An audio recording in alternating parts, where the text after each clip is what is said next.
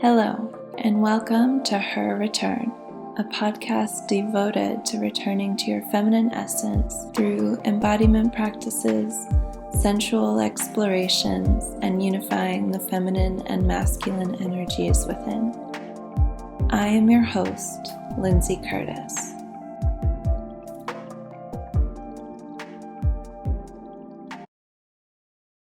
So welcome, Hira. Thank you so much for tuning in here. It's such an exciting thing to connect in with you and throughout space and time. It's incredible. Yeah. I was thinking about this morning, and it's been probably about 5 years since we last saw each other. Really, yeah? Yeah, the last time we were camping on your land in the south of France, actually. We came to visit. So exciting to tune in here for the podcast and hear about your work and connect with your latest offerings to the world. Yeah, amazing. Wow. So that when we met also for the Catherine Scheinberg workshop, is that like what, 6 years ago or? Yeah, about that. Oh my God, don't tell me that stuff. That's supposed to be like a year or two. Right? It's incredible. Yeah. I mean, time, it's Scary. something else. So good. May this interview inspire our sisters and the beautiful people of this planet upon their own paths in whatever way, shape, and form that may be. So take us back to the beginning for yourself, as you are a leader in global catalyzing global ascension. Tell us, bring us back to the beginning. And how is your childhood? How did your childhood shape you or propel you forward into your own path of awakening and then service? Wow. In a nutshell. 2 years ago.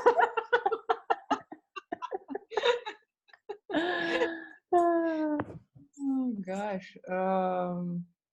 Well, I had a really amazing youth, and it's funny because nobody has ever really asked me about it. I was always outside. I grew up in a very small village in Holland, actually, in the middle of Holland. A very small village we lived in a farm.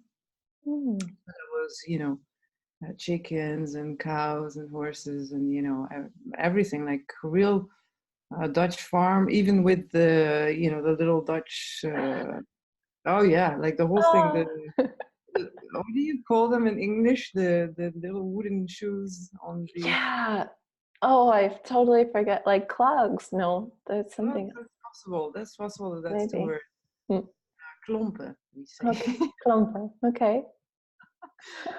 I loved walking on those. So I was outside all the time. And a lot of the abilities that I already had when I was younger and when I was born, I had learned very young to only let those abilities kind of go out in my communication with nature.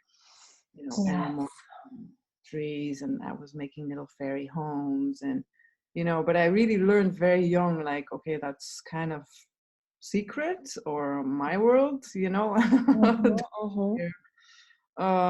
So I still now, when certain abilities or capacities are coming out, it's not like new in that sense. It's just kind of remembering, like, oh yeah, that's what I used to do naturally, when I was very young. So that really helped. And I feel that when I was around 11, we moved to Maastricht, which is in the south of Holland, where when I was around 11, and that was really traumatic to get out of that kind of like safe environment. And then I got like really kind of lost for a long time, like at least 10 years, maybe 15 years, something like that. Happily, my first boyfriend was amazing in helping me out, but also I was using a lot of drugs, and really I moved to Amsterdam, and already my teenagers was very difficult. I don't know how, poor teenagers all over the world. Oh, I know. I will never ever wanting to go through that period anymore. Yeah. Traumatic, deeply traumatic. It's All so that, emotional. yeah, and all that pain you've stored, just all of a sudden comes out, like all that ease and grace that you have when you're young. Like when you're really young, you look at those grown-ups and you're like, wow, they're out of it. I will never be like that. And all of a sudden you have all those hormones, all the thing, Yeah. ignited and activated. I mean, horrible. But anyway, I survived. I did try to kill myself, but I survived. Thankfully.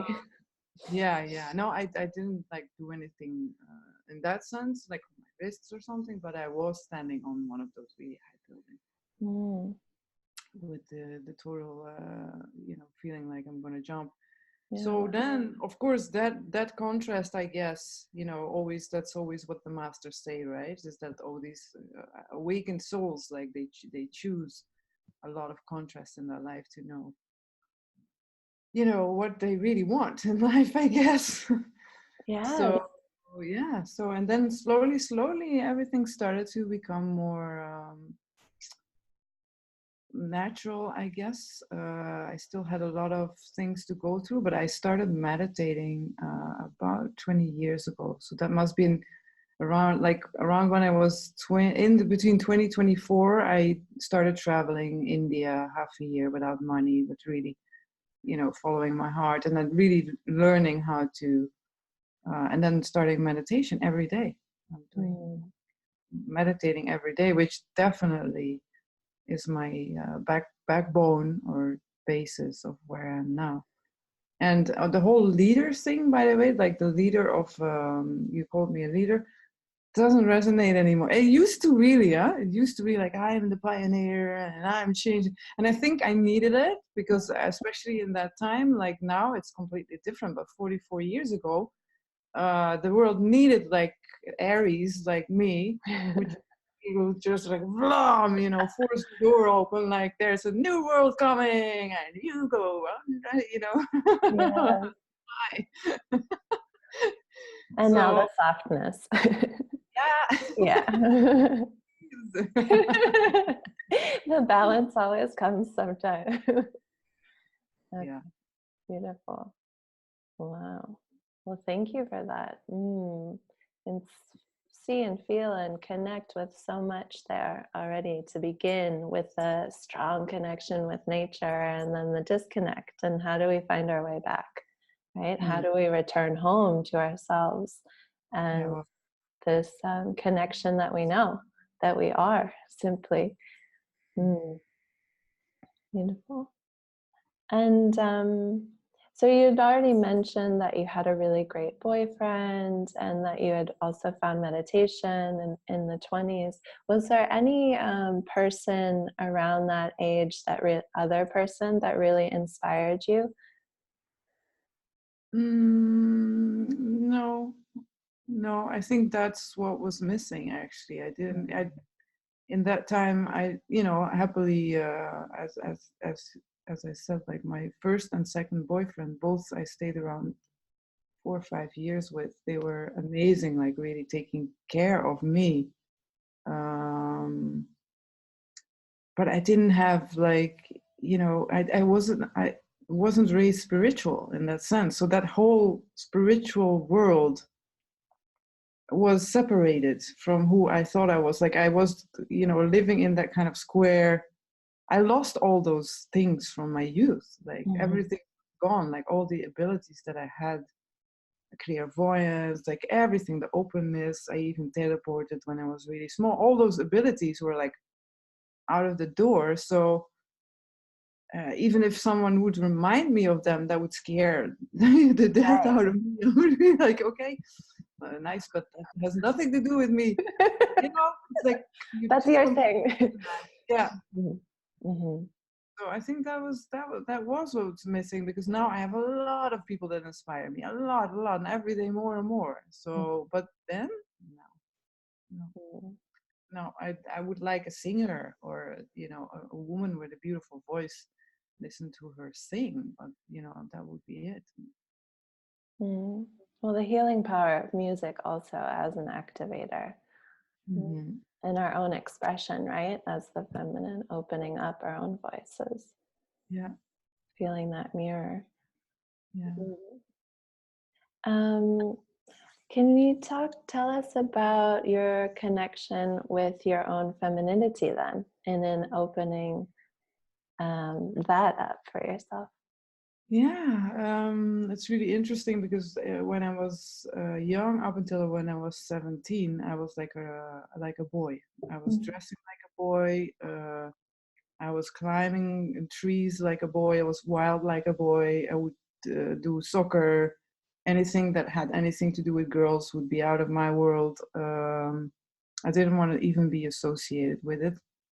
And then when I was around 15, 16, I started to find it annoying that they would call me young man, because even my expressions, my hair, everything would be very like a young boy. So, and because a lot of girls around me, they already had, they already had sex and everything. Like they, at 14, 13, 14, these girls like go for it. But I was like super slow. So I was like, whoa, there's a huge difference in between what girls of my age are interested in and me. So started slowly when I was 15, 16 that I started to be, that it was annoying to me. Like, oh, they're calling me young man and stuff, but I'm a young girl and this and that. And then I just made it like a 180-degree, like vlam, like that when I fell in love with my first boyfriend. Mm. And he was very he had a Harley, and he's very eccentric, like an extremely eccentric person. He still is. Mm. So fashion, very important. He would put leggings with holes in it, and like the first, this is like I was 17, right? So this is what, 25 years ago. It Mm. wasn't like punk as it is now. Like it was really, you would be really special in that sense if you dare, to dress like he did. So then all of a sudden it was like bomb. I was starting to wear skirts and dresses, and like all of a sudden, like people would just like, you know, drop their No like, longer recognizing you. yeah, no, not at all. Like even just going to Paris, this fashion modeling agency Elite told me to come and give up my studies, and and modeling work. So it was really like, for me, later I realized that the transition in between the little boy that I was, and the femme fatale, in Paris, it's like totally ridiculous. I really missed out on like a lot of that fun there. The uh, spectrum. a lot of that spectrum. So basically, I really got in touch with my feminine side, because in those days it was more I used it as for gain and pleasure and power. The externalized Oh feminine. yeah, Yeah. completely. Like, Mm. all of a sudden I have a lot of power because I am a woman and I can dress like this and that, high heels, blah blah blah, the whole thing. And the worst part was that everybody would say, you're so beautiful, you're so beautiful. But when I would look in the mirror, I would think that I'm the most ugly person in the world. I had like a really, really very low self-esteem. So again, that contrast in between how I felt and how the outside world would respond to me was huge, was like extreme. And then only when I started to get pregnant, this is when everything changed for me. I was around 33 or 34, I think Mm. 33. And when I got pregnant and my body was starting to produce, a child, like to produce another being, Mm. that like completely changed my world. That really, like at that moment, I could look in the mirror and be like, this body is holy. It's produced another being. Like, Yeah. it can be like, oh, wrinkly, oh, this, oh, that, whatever. But it's doing it. It's like, it's the greatest miracle for even now. That's 10 years ago, but even now I'm still thinking like that. It's the greatest miracle I've ever lived. So that's when I Mm. started to really connect to my sacred feminine, and the mother becoming the mother, which is super scary because you have no idea what that means. And then the baby comes out, you have no idea how that all is going to go. It's a super scary time, but also because the child gives you that much, it's like you're guided through it for, the universe guides you through it. It's all natural. But so then I really started. So you could say that it's only 10 years that I'm really connecting to the sacred feminine in that sense. But then again, I used to also do a lot of ceremonies for the earth, and once this whole wilder period came out, and I started traveling in India, and I met this beautiful rainbow tribe there. And we didn't have Facebook and phones and all that. It was really from mouth to mouth, and so there would be 100 people, which was already a lot, like meeting in these rainbow gatherings. That's so I was already definitely in connection with ceremonial work, shaman work, magic, white magic, and all that. But my feminine me and myself and my feminine intimacy, yeah, that's about 10 years, and then.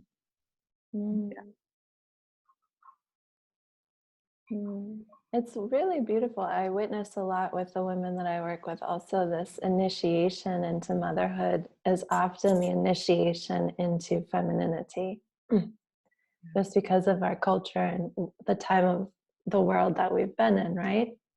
And the relation to the feminine as being very external and pin-uppy in a way. Crazy. I mean, I'm realizing more and more and more. I'm going to also start one of those Tao courses where in a week or two or something, to really get to really work with all those different muscles of of the body and everything. I'm really, really looking forward to that. And but the it's yoni portal, just to connect more fully with each aspect of the yoni's activation, and all the energy channels that we have within us are infinite and intricate. Yeah, let's use that, right? Yes, it's so powerful. It's been the most powerful thing. Yeah, exactly.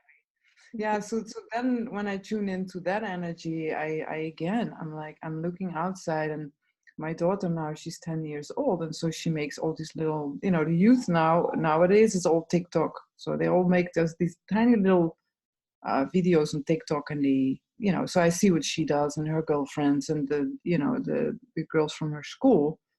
And it's painful. It's really painful because they don't even know it. Like they make and and the way that they look, it's like the way they move, and I'm like, my God, like you're 10 years old, and it's already in the way that they present themselves online, and you're like, whoa, like we are living in such a pornographic world. Like, I'm sorry to use the word, but it's only about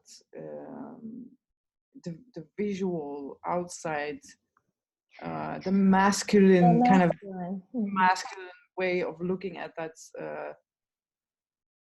at the woman as an object in that sense, and you can see it, like how it's like influence inside of the cultural, in our cultural heritage, on girls of like 10 years old. So for example, 2 days ago they came to me and they said, oh, look at this video on TikTok and this video, and I look at it and I'm saying, why the tongue, why do you move like that? And they don't know. They get, when I ask those questions, they get shocked, because they're like, is that not how I should promote myself? Like, it's not how I should, and then so I'm not bringing it to them harshly, but I'm just asking, like, why do you move like that? Why do you, no, we're having quite some re-education needs as a society. Completely. And the more as mothers that we embody also this frequency and the connection with our own sacred sexuality, the more easily it's just transmitted in how we are, right? And how we radiate. Yeah, the power of asking the question, why? Why are you holding like that? Why? move like that is Mhm. who are you trying to impress, or who are you making this video for? Like all these questions, I ask them these questions, and then they start thinking, and then they're embarrassed to answer because they notice that by asking these questions, they go to the source of it, and they're like, yeah, and if you look at it from an ascension point of view, it's just a program. So whatever I can do to go into those programs of those children without pinpointing that, without criticizing, judging it, because that would make it worse. That just deepens the problem. The program goes more inside, and they hide it even more. So Mhm. these are opportunities that I take as a mother to be strict, but very open and gentle about it. Like, hey, just like kind of like pushing the buttons of the programs. Like, here, you look, there's the program here, there's a program you, all these programs, like program you as a woman have to be beautiful. Mhm. Program, because if you're not beautiful, then you cannot survive in and especially here in Egypt. I mean, I live in Egypt, yeah, so obviously it's not like that in Holland anymore, or in Europe, but it's still inside of our collective, is that a Mhm. woman survives by her beauty. Like, if she's beautiful, the man will stay with her, and the man will provide for her and her family. So that's a program which is like we've been carrying for thousands of years. So it's not in one generation that we get it out. That's, when I look at my child, I'm like, wow, I've cleaned so much, but she has her own programs, her own collective, to clean. So Mhm. the program, other women are a threat. Competition. Mhm. Competition, another program, because it used to really be like that. Like the guy with the, or the guy, sorry, our men with, that sounded really, our man would provide for us. And if he Mhm. would fall in love with another woman, as a woman, you were not allowed to work or get your income. So, it was literally linked as a woman to your marriage. If your marriage wasn't going well and you would fall in love with another woman, you would lose your whole life. You would be on the street and not being able to take care of it. So when you look at those programs, I mean, there's hundreds of programs that we could go into, but if you look at them, that's what I do. I just pinpoint them slowly, but strictly, and then just ask questions. Mm, mm, mm, mm, mm. Yes, and from what you just mentioned, also it highlights how when we're acting from these programs, when we're acting from these conditioned ways of being, we can't connect in sisterhood. There's no room to connect deeply female to female and to enjoy our sensuality and discover what it is our real beauty is, right? Yeah. Because how are we defining beauty anyway? You also mentioned ascension. So for our listeners that maybe aren't so familiar with that word, could you define it for us or give us just a little bit more information? Sure. If you want more information, you can always go to my website, which is Tantra of the Heart. Mm-hmm. Of the heart, one word, .com, where there is a bit more of what is ascension. But I like to keep it very simple, which means that we're at the end of a cycle, not only one cycle, but three different cycles. So 6,000 year, 12,000 year cycle, and a 36,000 year cycle. Mm-hmm. And when two of those cycles come together, it's a huge transition for people on the planet. So there's a massive global ascension happening, whether we're conscious about it or not, through our planet. And our planet itself, like Gaia, Mother Earth, has already made that ascension. So she already went into that higher vibrational state. So it's a bit of a question to everyone now, even though you're conscious about it or not. Like, do I go with her, or do I go to a parallel universe because I still want to play that light dark game? Which there is no judgment about it. I mean, me, myself, like it has only this year, I mean, like a year ago, I think, I really decided that I am ready to really move into that unified field. Mm-hmm. of consciousness, where there is no more light dark, there is no more heroes, there's no more saving anybody, there's no more power over others. But even then, like I still have my moments of doubt that I'm like, it's like as if you've been on a certain drugs all your life, and that you're trying to get rid of it, or trying to rehabilitate. Yeah. Mm-hmm. So as a society, we have been on the drugs of suffering, Mm-hmm. completely drugged. Like our whole being is entrenched with suffering in a way, because, for example, the way our mind is just making movies all day, like talking to itself. So if you look at a human being, there's this mind talking and the other one's listening and then even responding. So we're like in a continuous dualistic dialogue all day long. If you look at it, we're very sick as a society. Mm-hmm. I mean, so Yeah. we're like, you could call it drugged, which is not. There is no judgment about it. We wanted to play that game. There is no victim here. There's no, But if you do want to get out of that, I still have like yesterday, I had this doubt, because I was driving and I was like, oh my God, if everything will be so easy, there's no more door to run down, or there's no more. And I was like, yeah, but am I? And then I really, really go inside and reflect, like, do I want to go for another round of, kind of like helping others, saving others, being the bodhisattva and all that?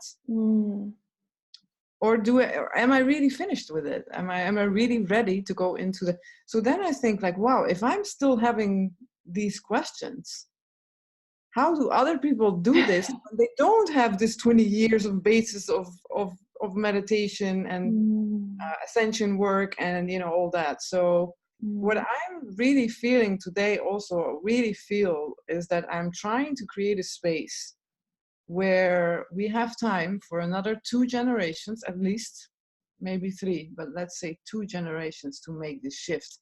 Because there is a lot of people that are tired of waiting. So they're trying to, or creating a physical shift. They're creating that. Some say it's in August this year, some say, the event, like they have all kinds of names for it. And there's all these little pods and groups of people that are saying, this is it, this year is going to happen, like in 2012, it was, what was it?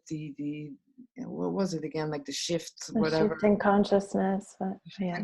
So there's all kinds of names for it. And I was part of that one and that one and that one. And now I'm just like, I really trying to buy time for, and not in the sense of, for them, because then my compassion in that sense can still be hijacked. Mm-hmm. It really can. Like, if you're very compassionate, you're like, we need more time, then that can be hijacked, because you're still in fear at that moment. But I'm creating that space out of love, like really out of love. Like, why? Like, we have taken so long, thousands of years, to get to this moment. Our evolution literally is going like that. Like, we're not even like in that exponential growth anymore. We're like this. Vertical reality. Has never been in any universe going so fast in evolution as we are now. That's why everybody's on the VIP seats, like looking at us like, wow, that planet, like people are just, like evolving faster in 1 hour than they did in 3 lifetimes before. Yes. It's crazy. So we're going that fast. So if it's true that all this is happening in that sense, why rush it? Why push it to this August? So I'm really, and that's what I said to Source again today. I said, listen, I get it. Some people are tired. Me too. I have days where I'm like, okay, let's get all those people that are still in that duality game just off the planet. The planet is ours, and that's it. I do have those moments. Of course I do. Like, when I go out, and especially in Egypt, like very masculine culture, and they're like, oh my God, like they look at me and like, I don't have the fit, whatever. It can be whatever that triggers it. It doesn't matter what country I'm in. It can just be triggered. And then I'm like, I'm so done with this. But that's human. That's human, but that would not be a good motivation in my ascension perspective, in my Yeah. professional perspective. So Mm. yeah, that's what I'm trying. I'm trying to hold space for Mm. another 2 generations. I guess I will be 70 or 80 years old, and then I'm sure I will be able to really live only in unity consciousness, not needing the game of light Mm. dark anymore, Mm. and our planet will be healed and clean, because you can't survive this. The planet's vibration is getting so high that whatever you're holding on into lower frequencies, greed, fear, hatred, whatever, even self-punishment, self-criticism, whatever, all these lower vibration, you can't hide them anymore. They're all going to come out in your face, in situations around in your life, as your life is a reflection on whatever is going inside. So even the lower vibrational beings that are trying to hold our planet in this kind of super slave, whatever you call it, society, they won't be able to survive also, because the vibration of the planet is higher and higher, raising and raising and raising and raising, and it's not stopping. I don't know if you've noticed, but it's Yeah. not. Yes. It's like going out of the sky. Like we're like, okay, raising, raising. So I'm like, why push it, people? Let's just do this And food. be at nature's rhythm also. I'm always talking about this, like, how can I be in nature's rhythm? Sometimes nature is super quick. It's spring right now in Brussels, and all of a sudden, like, everything is just exploding. And then, we have periods of rest and germination and development that take longer. And in this case, our ascension process, it's like that, right? It comes in waves and it moves. And I don't feel it works on a deadline. We're this infinite being. How can I have all of a sudden a deadline? That sounds kind of contradictory. Yeah. No, I'm happy you use that word, deadline, because It's just like, it is like the whole Western world's like on deadlines, and it's like, okay, people, just rest. That's what, like, my biggest inspiration at the moment is my teacher. His name is Tenzin Wangyal Rinpoche, and he's like very ancient. He's like a representative of this very ancient lineage, which is already 13,000 year unbroken lineage old. And he also, I hear him I hear him a lot in my head, where he says, rest, yes. just rest. Yeah. There is no deadline, just rest. And he laughs about deadline, not in a bad way, like judgmental, but he laughs Yeah, about, love. he probably has deadlines too. He has huge centers all over the world, and he needs to do I don't know what. But Mm-hmm. yeah, I like that word, the deadline, and then just rest. Yes, and this is the ultimate, this part of the feminine also, it's the yin energy of the rest. Like, how much can I allow and welcome and give myself permission to rest in this world that doesn't really support it? Because it's in the rest that real transformation, real magic actually happens. Yeah, exactly. That's exactly it. Mm. When I look at my youth, my father was very much on performance, and made me very excellent in a lot of skills and abilities, which I'm not complaining. It was beautiful. That's why I am now who I am. But still now, after so many years of practice, like daily practice, and even now, moment to moment, like since 2 3 years, it's like I'm not doing only daily practice in the morning, but I'm kind of constantly calling myself back, constantly calling myself into that connection with source, constantly resting, like rest, rest, rest. I notice how hard it is in a sense, because I'm programmed to perform, programmed to make effort. Oh, you want more money? Oh, then you have to make more effort. You have to work harder. Oh, you want to become a leader in ascension? Okay, so then you have to do that workshop. See that teacher. It's like, yeah, okay. If you're enjoying it and it has a fun high fun factor for you, obviously enjoy it. But it's not like I have to perform or become this certain person to be able to do these types of things. No, actually the opposite. just drop it all, rest and relax. Mm, mm, mm, mm, mm. Yeah. Yeah, and they just that you said become this other being, and that's been playing so much the last 2 years on really this process of who am I being? How can I be first, and then do, and then just have the experience, because my reality is then matching who I'm being.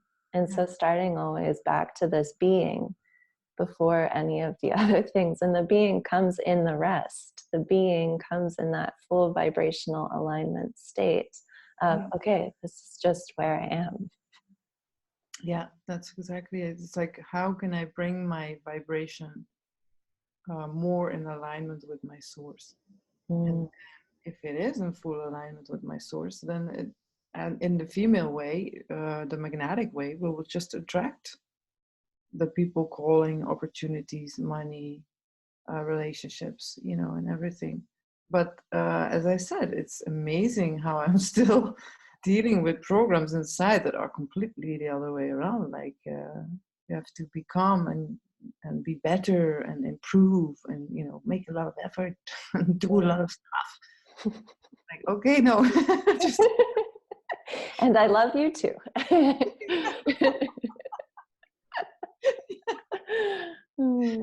Melted away. Hmm.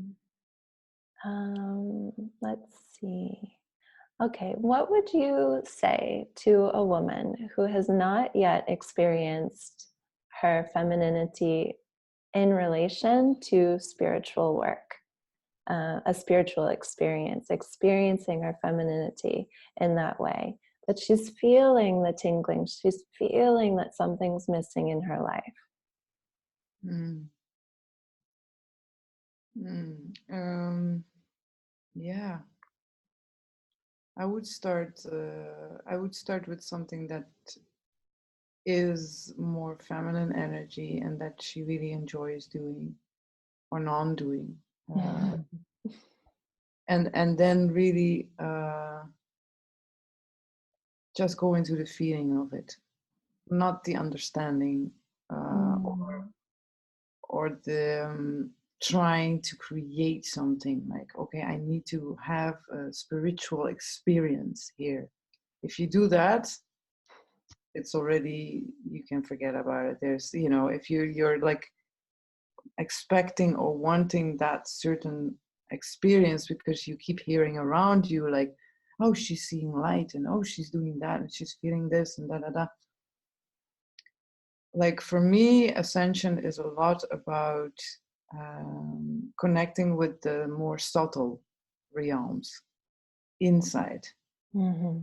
So whatever you can do to get in touch with that feeling inside, that kind of like a lush feeling, like, oh, I'm a woman, and what does that mean? And dance, and move, and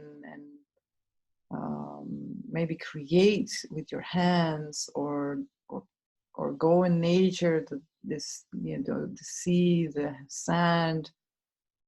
And of course, you can have that kind of goal, like, okay, I'm going to do that to be more in touch with my feminine side in a spiritual way.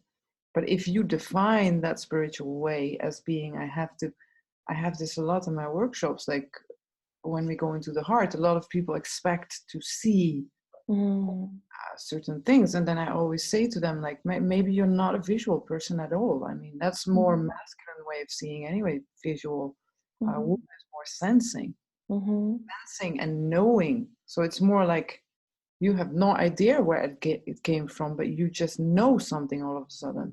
Yes.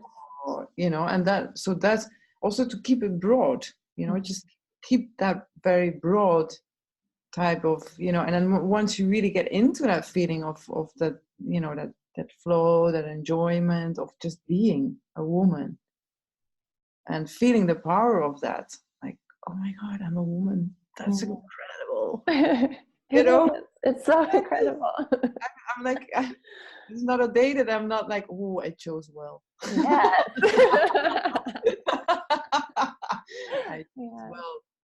Yeah, I'm happy that I chose to be a woman. Of course, for our balance, we have to choose different lifetimes of a man and a woman. But this lifetime, I'm a woman. I choose well.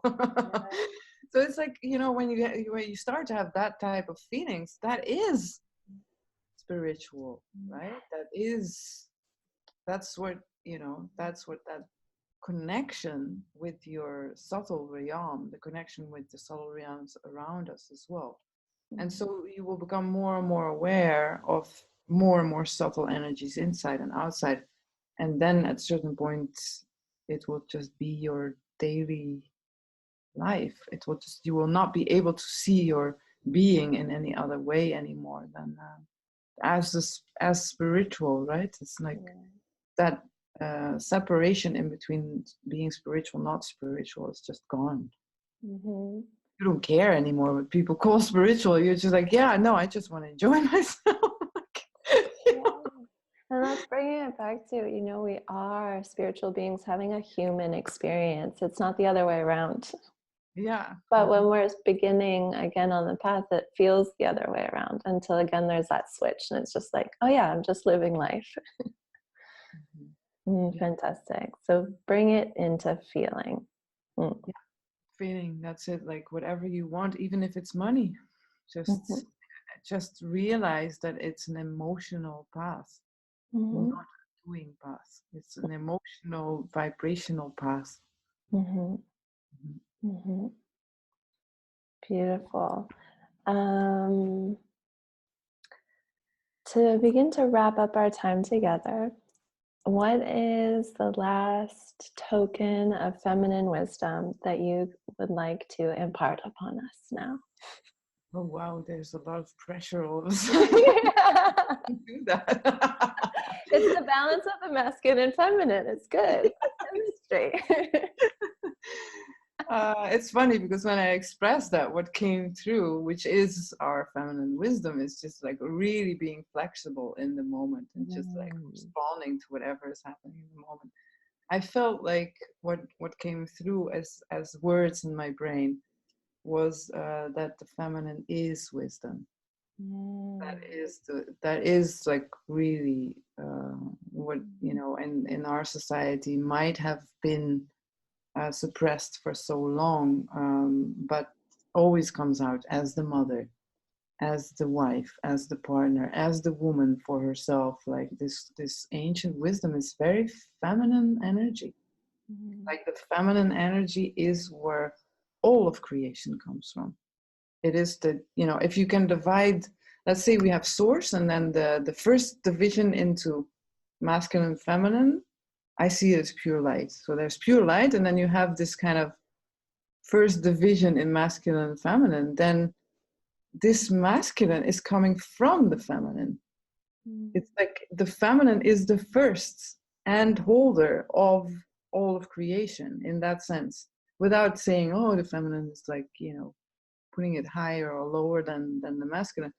You could see more the masculine as the protector, as the structure, as the support. That is, for example, my husband, we're 15 years together. That's what he does. He just really stands not behind me, he stands next to me, but he really says, you got my support, just go for it, baby. Just do whatever you need to do. And he's the first one. If I say, I really want to go to America and do this retreat with Rinpoche and this and that, but I don't know, it's a bit expensive and the money of our family, and he's like, go, baby, just do it. Because he knows, so the feminine is like, when you go all the way back to source, I would say feminine is wisdom, pure wisdom. Yeah. Goosebumps all over my body, and my nipples are hard, actually. So, like, when you first said it, I was like, oh. So beautiful. Good. The wisdom. Thank you. So tell us where we can connect to, and I'm going to include all of the links below or next to or above this lovely post. Yeah. So I have one website which is more for information of everything that I'm doing, all the services, because I used to give a lot of workshops of the School of Remembering of Trumvalo Melchisedek, and I've done that for 7 years. And then my path changed into more the feminine sacred, honoring the feminine sacred. So I do a lot of workshops now, one in Ibiza and one in Glastonbury, which is very feminine, goddess honoring town in England, with only women. But I also do sacred site tours, so where we activate light codes within us in the memory, the ancient memories of Mary Magdalene. But also now I'm working a lot with Isis, the goddess, Hathor, Sekhmet, all the Egyptian goddesses. So you can check it out in tantraoftheheart.com, and my events, when you want to go directly to the events, it's on rideyourlotus.com. Rideyourlotus.com. Ride your lotus. Ride it. Ride it. Ah, fantastic. Thank you so much for connecting in. Thank you. Yeah.